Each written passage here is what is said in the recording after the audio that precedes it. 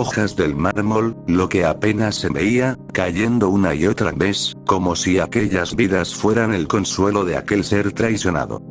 No se le acercaban, solo lo rodeaban. Un cobijo que no existía.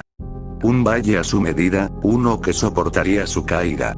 El agua distorsionaba lo negro de sus alas, como si de su espalda llamas oscuras se impusieran. Sus ojos brillaban, reflejando en sus lágrimas aquel hermoso prado que algún día lo calmó. La silueta de su fantasma pasaba una y otra vez, sembrado árboles, abriendo casas, tornando flores con amor. Y ahora, que eso no existía, lo extrañaba más que a sí mismo. De esos días, solo quedaba el recuerdo de la sangre en sus alas. Dios, hace tanto tiempo que estoy solo, que se me olvidó cómo se siente hablar con alguien. El castigo volvió a su mente. Un árbol quebrado. El agua fluía, acompañada de pasos suaves que marcaban su ritmo. Las risas se escuchaban, provenientes de aquellos viajeros que pasaban por el lugar. Era hermoso por sí mismo. Flores, árboles, criaturas mágicas que surgían pacíficas entre cada lugar, y aquellas pequeñas voces que adornaban el ambiente, una música natural. Venga, chicos. Se alzó la voz de una mujer. Miren, y allí estaba, aquel prado donde el ser había sido derrotado. Poco pasó para que los niños pisaran por completo el césped, y la magia ocurrió. Círculos negros se pronunciaron, y la belleza se transformó en tormento. El lugar empezó a cambiar. La luz se opacó. Los árboles se quedaron sin hojas. Los animales se volvieron sombras. Y el agua se ardió como sangre. La voluntad de aquel ser los hizo quedar sin vida. Los ojos de todos cayeron en un vacío, donde una silueta tortuosa se presentaba. Su piel parecía fuego, sus alas cuchillas, y sus ojos, focos blancos que apenas iluminaban.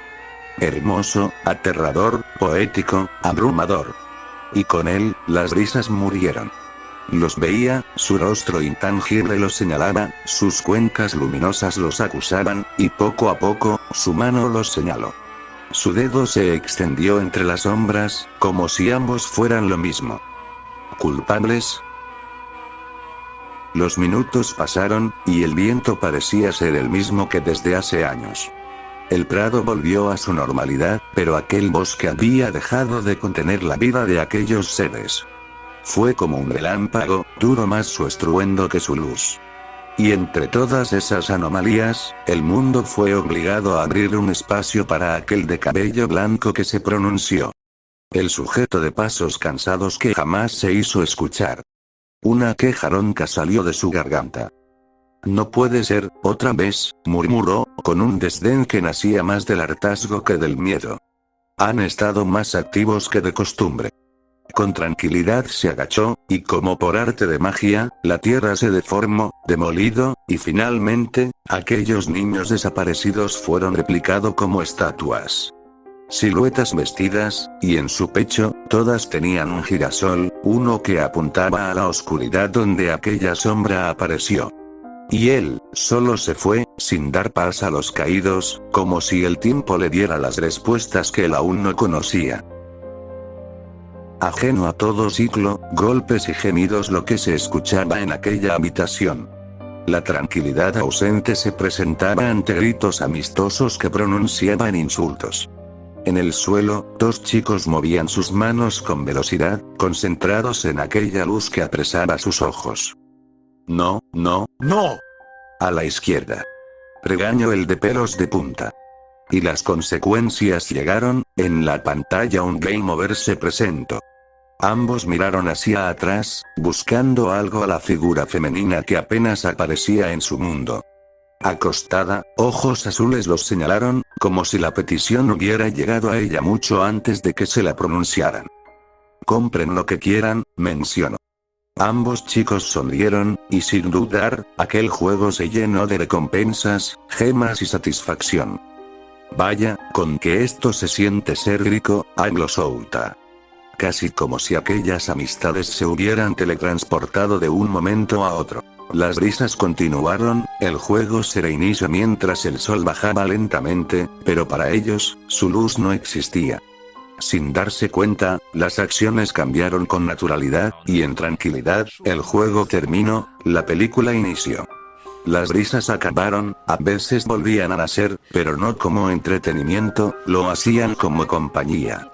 La distracción parecía total, todos habían caído rendidos ante el cobijo de aquella cama, y acostados uno al lado de otro. Solo pudieron ver el techo. Vaya, susurró el son.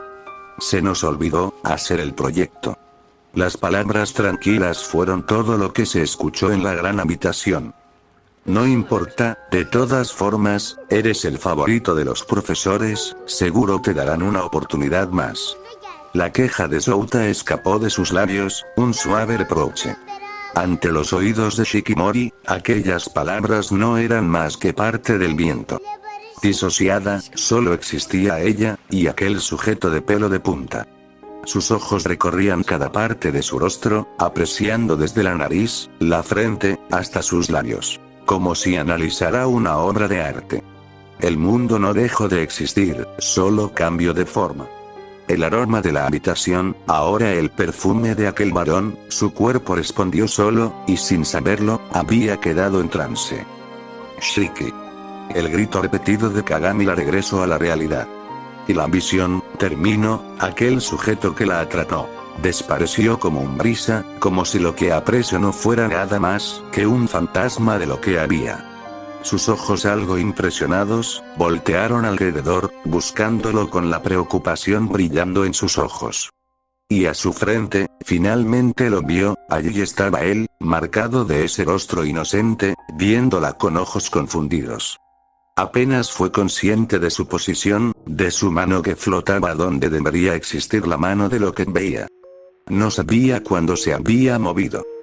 ¿Qué íbamos a hacer? Interrogó fresco y denso, trayendo consigo el murmullo de la ciudad. Las luces, lejanas, parecían temblar. El balcón se extendía como una frontera entre el mundo real y ignorado. El cuaderno de ambos chicos en la cama. Le dio la respuesta más rápida.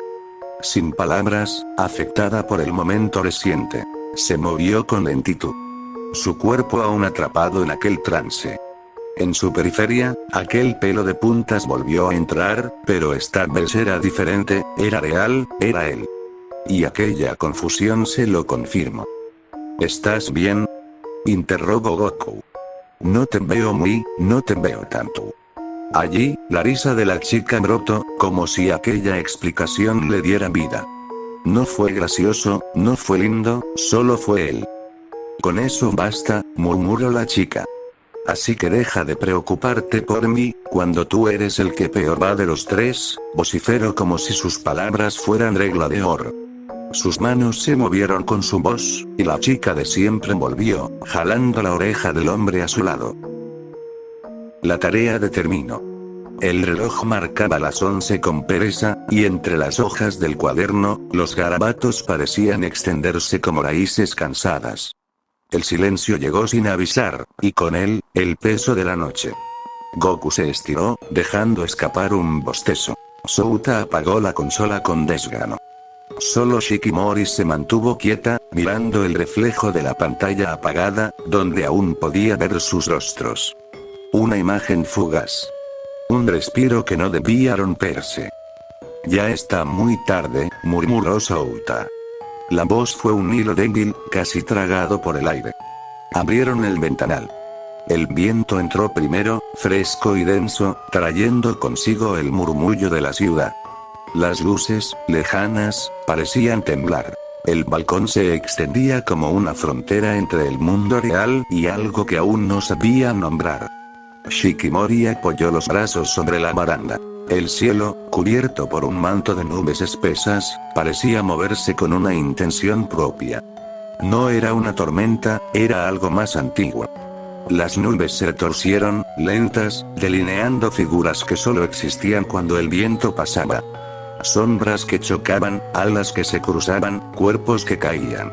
Una guerra danzando sobre el cielo, muda, como si cada corriente de aire repitiera una historia que nadie debía escuchar. Ninguno habló. Los tres lo veían. Los tres lo sentían. Pero el cansancio les mintió, y el miedo se disfrazó de indiferencia. hasta que el trueno llegó. Un único rugido partió la distancia, y la luz lo siguió. Por un segundo, el cielo se pintó de blanco. Y entre la claridad, el rostro apareció. Gigante, deformado por la altura, hecho de luz y sombra. Los ojos cerrados, la expresión quieta, y de sus mejillas, lo que parecía lluvia, cayó sobre la ciudad. El trueno volvió a sonar, como si el cielo gritara un nombre que ellos no podían entender. Entonces todo se apagó. Solo el viento quedó, arrastrando el eco de algo que no debió existir. Las luces volvieron, los autos también. Pero el aire no volvió a ser el mismo. En ese momento, las palabras fueron lo que sobraron. No dijeron nada, parecía que aquella visión hubiera sido producto de su mente. Souta caminó, saliendo lentamente de aquel balcón, sus pasos marcaron una extraña ligereza, buscando cobijo en lo más profundo de aquel departamento. Ya estamos cansados, el susurro escapó de sus labios, temblando, como si las cuerdas de su boca se desafinaran. Tenemos que dormir. Ya. Las horas pasaban lentamente. El reloj seguía su marcha, arrastrando cada segundo con la pesadez de un péndulo cansado. Los tres dormían, hundidos entre sábanas revueltas y almohadas dispersas. Una inocente pijamada. El cansancio parecía haberlos vencido, como si el sueño los hubiera reclamado sin resistencia. Pero no era así para todos. Souta seguía despierto. Sus ojos abiertos en la penumbra, quietos, observando el techo como si esperaran que algo cayera desde él. El miedo le apretaba el pecho, le negaba el descanso. Temía cerrar los ojos. Temía ver, en la oscuridad de sus sueños, aquello que el cielo le mostró, por segunda vez en su vida. El rostro le era familiar. Lo recordaba con un fervor doloroso, grabado en un rincón de su memoria que jamás quiso tocar. Era el mismo rostro que había visto en la sombra de su padre. El mal presagio volvió a él. Y entonces, las sombras se movieron. Primero, pequeñas. Tiritantes, como si el viento nocturno hubiera cobrado forma dentro de la habitación. Después, más largas, más densas, deslizándose por el suelo como raíces líquidas. No había luz. No había razón para que existieran. Las sombras de los tres cuerpos durmientes comenzaron a estirarse, torciéndose hasta tocarse entre sí, como si buscaran reconocerse. Souta lo observó, paralizado. Las vio entrelazarse, unirse, y formar una mancha oscura que respiraba. El aire se envolvió más frío. La oscuridad empezó a reflejar la poca luz que entraba desde la ventana, como si fuera agua negra. Y en medio de ella, un árbol.